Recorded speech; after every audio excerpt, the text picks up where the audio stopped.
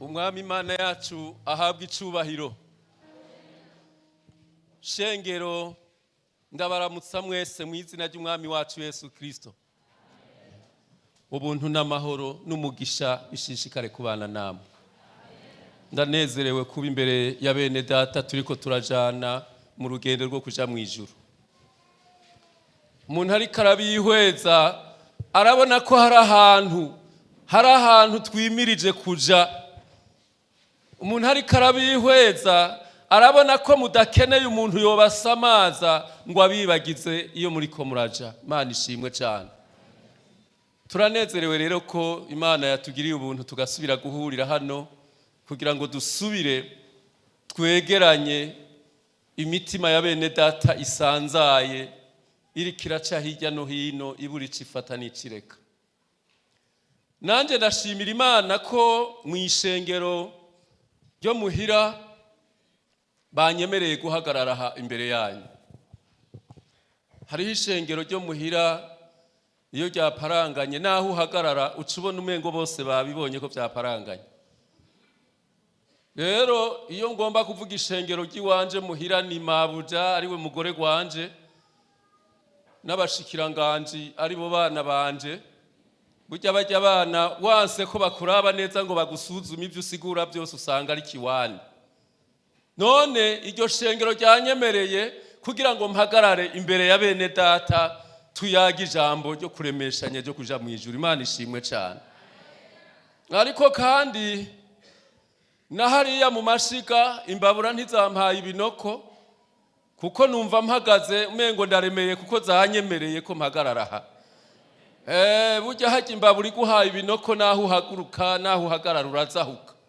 None rero mu gikoni ko havuze ko habikunze nico gituma numva mpagarara mvuga bikunda. Bwana sifiwe. Mu mperi yo Mana mashi yakoze ibyo byose. Bwana sifiwe sana. Imana rero yavuze ko uyu munsi mvugana n'ishengero. Mukozi w'Imana Isahake yadusiguriye ijambo rivuga ngo tekana. Tekana. Nukuvuga ko ngomba kubivuga kuko hari benshi batari bwaje. Iyo umuntu ataye umutwe, umuntu agaharura ibiharuro ntibifate, mugaba kazaba n'umuntu aje inyuma yiwe amubwira ati tekana. Bisigura ko abamubwiye ati byo bibazo uri kuracamo nabibonye bigira bihave. Bwana sifiwe. Imana rero ivuze ngo dutekane nuko ifise inyishu y'ibibazo tugendana. Bwana sifiwe sana. Yadusomeye mu gitabo cyo gucura intimba niho twasomye 3, 5, 6. Mugabo gucura intimba ubwabyo nibiki gucura intimba? Iyo muri ko murasoma ijambo ryonyene ijambo gucura intimba. Gucura intimba byabaye ku bagabo batwawe ari nyagano mu gihugu cyo muri Amerika bagiye gukora akazi ko kwicira ibiti. Babatandukanya n'abagore babo n'abana babo. Nukuvuga rero hageze ko baca ibiti bakaruha. Hageze kuririmba baca bambura amashati bakayafatanya bakayagira nk'umujya w'igitari. Nukuvuga niho bakuye indirimbo zijya twita blues. Baririmba ijwi ritari hejuru kuko babumvise barahapfa babagirira nabi kuko bari nyagano. Nukuvuga baririmba bacura intimba bafise umuniho munini wo kubona batazosubira kubona abagore babo n'abana babo bagacura intimba rero. Iyo bakubwiye kuri kuracura intimba biba bivanze n'agahinda kabo wabuze. Aha turafise abantu babuze abana barenga 5, 6, abagabo babo, abagore babo, abana babo. Haba hasigaye ko hakurira ngo amarira koroke asika nihira indani. Hageze kuririmba abari karacura intimba. Imana idufashe gose. Nukuvuga rero gucura intimba ni ikintu ushikamwo uri hakurya y'uruzi utizeye umunsi uzoja bukanga ugaruka iyo wazananye, ubu usigaye uririmba ucura intimba gusa. None umukozi w'Imana atubwira ati tuza, kuko Yesu yaje kutubwira ngo dutuze, kuko hari ibibazo twarimwo yamaze kuducungura akabirihira. Bwana asifiwe sana. Numvise nezerejwe n'iryo jambo, kuko uriko uraraba ishengero ry'uyu munsi turi mu bihe dukeneye ijambo rivuga ngo tuza. Turi mu bihe ugiye ngaho kwibarabara ngo urabe defile isigaye ihari irarenze, ubu bavyita gukubita rege. Je ndibuka igihe c'intambara urusase rwaravuga, umuntu akava ha mu Kamenge mugasubira kuvuga nakubwira ko ageze igihanga yagiyeyo n'amaguru. Wagiye niki? N'amaguru. Igihanga wagezeyo? Yego niyo ndi. Mugabo kuva ngaha gushika muri ville n'ibirometero 7, umuntu umubwiye uti hari igikorane ngo mbe none amahera ya bisi yabonetse. Mugabo urusase ruvuze warashika igihanga n'amaguru.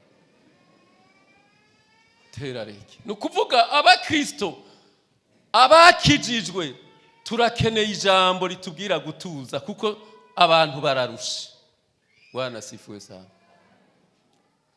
Niryo jambo rero ngomba ko dufatirako. Nanje naronse ijambo maze ku iminsi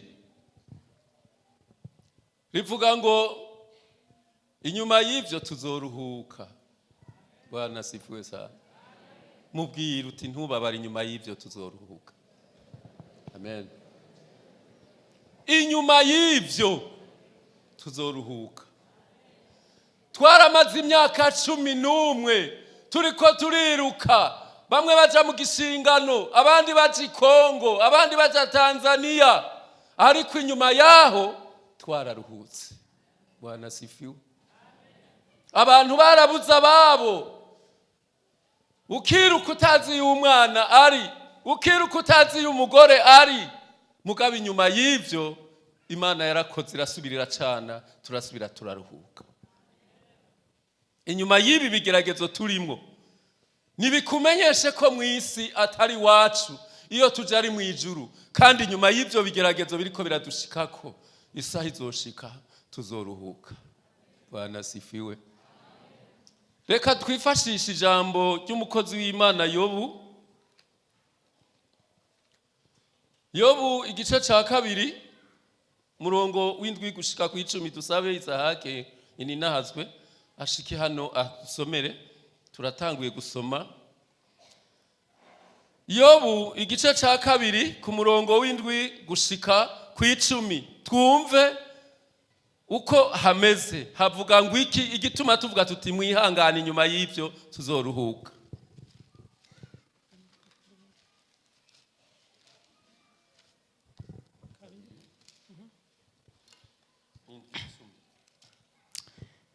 Urupapuro n'amajana 575 muri Bibiliya itahinduwe. Murongo w'indwi havuga ngo nuko Satani acarasohoka ava imbere y'Uhoraho, ateza Yobu ibihute bikomeye uhereye mu bworo bw'ikirenge ugashitsa mu gitwariro. Nuko yabira urujo rwo kwiyagarisha, araheza yicara ku gikuburiro c'umunyota. Maze umugore wiwe aramubaza ati mbega nubu uracakomeje kwa kugororoka kwawe? Tuka Imana upfe uveho. Ariko aramwishura atuvuze nk'umwe wo mu bagore b'ibipfapfa. Mbega none twohabwa ivyiza bisa mu biganza vy'Imana tukanka kwakira n'ibibi navyo? Muri ivyo vyose Yobu ntiyakoresheje icaha akanwa kiwe. Amen. Bwana sifiwe sana. Iki cari igihe c'umukozi w'Imana Yobu. Murazi ko yageragejwe. Ikindi gihe abantu bariko barabisoma umengo n'umufyino, umengo ntivyabaye. Yobu yarabayeho kandi yarageragejwe. Urabona gusigara wiyagarisha ibijojo vy'imibindi abandi bavuga ngo bikaya. Kwiyagaza n'intoki byari byasenzwe, hari hasigaye ko afata ibijojo by'imibindi bimenagurike agaca yiyagarisha. Kumabwa yabona abana biwe barapfa, indogoba ziwe zirapfa, intama zirapfa, ibitungano byose yarafise birapfa, mbere ibintu byose birapfa gushikaho umugore aruha akavuga atoya vrema, none n'ubu uracakomeje kwa kwizera? Niho tumutuka Imana ngo upfe basi upfeho biherere ngaha. Mugabo Yobu aramenya ko inyuma y'ivyo, wanasifiwe, aramenya ko inyuma y'ivyo hari umugisha ugiye kuzoboneka. Aramubwira utumviriza mugore, wewe uvuze nk'umugore umwe wo mu bipfapfa, ntidushobora kuguma twakira ibyiza gusa ngo tureke kwakira n'ibibi. Bibiliya dushingiye nayo ivuga ngo Yobu inyuma y'ibyo byose akanwa kiwe ntikigeze katura gukora icaha. Mana ihabwa icubahiro. Yaragororotse kuva mbere y'ikigeragezo gitangura gushika n'inyuma yaco, haguma yemye naho ibyo byose byari byamushitseko. Murazi ko abana biwe bapfuye, inzu zikaguruka, ibintu byose bigapfa. Mugabo wagumaza kubimubwira yaza amubwira ati burya ni jewe nsigaye gusa kuza kukubikira. Kandi hari ijambo Yobu yavuze ati navuye mu nda ya mama ataco nzanye, nzosubira mu nda y'isi uko nyene nigaragarira. Ngo ariko izina ry'Uhoraho rihabwa icubahiro. Bwana sifiwe sana, mumera amashi yo Mana. Ba Kristo turi mu gihe c'ubugaragwa, turi mu gihe amaraha yo kwisi ariko aratwereka ko atakiri muri yo.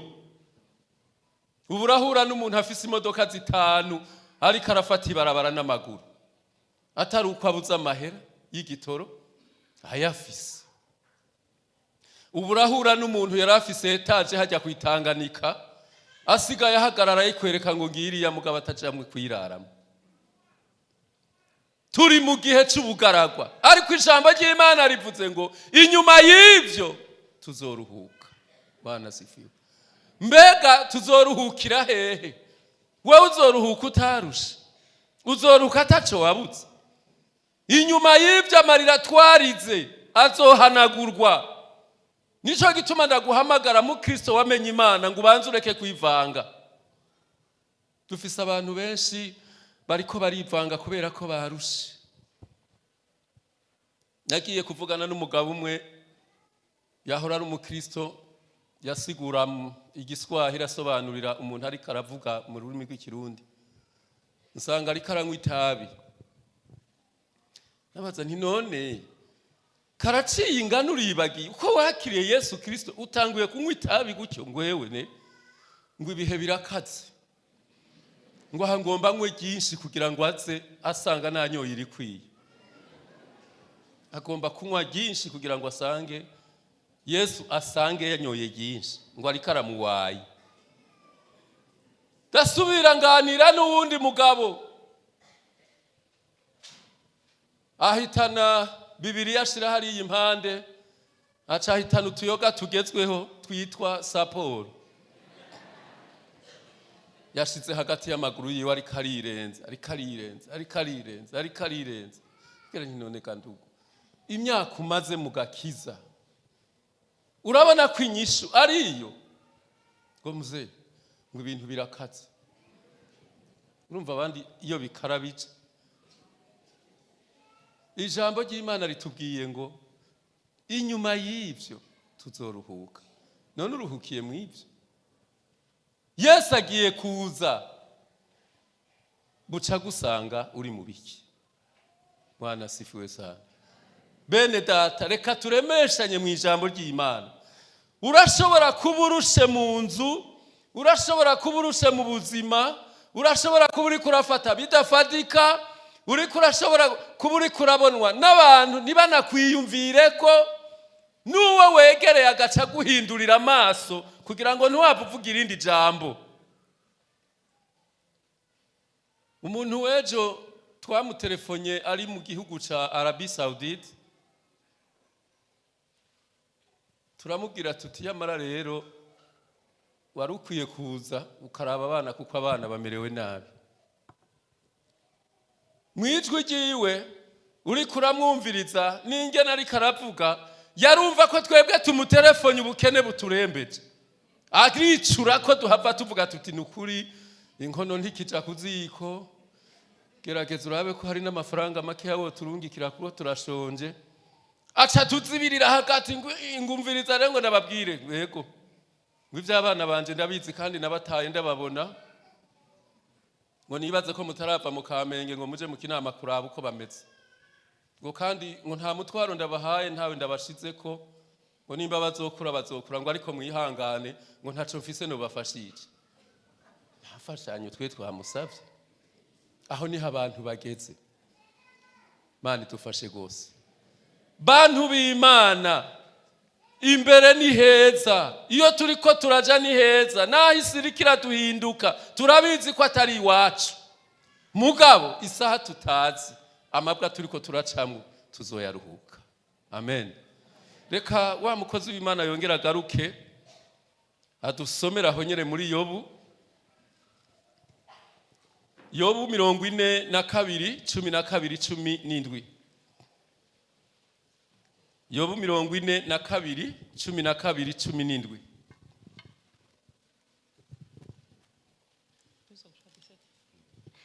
Urupapuro n'amajana 614 havuga ngo na 15 havuga ngo nukuhoraho aha Yobu umugisha mu gihe c'amaheruka kuruta icambere, aronka intama 14,000 n'ingamiya 6,000 n'inka zirima 2,000 n'indogoba zivyara 1,000, kandi avyara n'abahungu 7 n'abakobwa 3.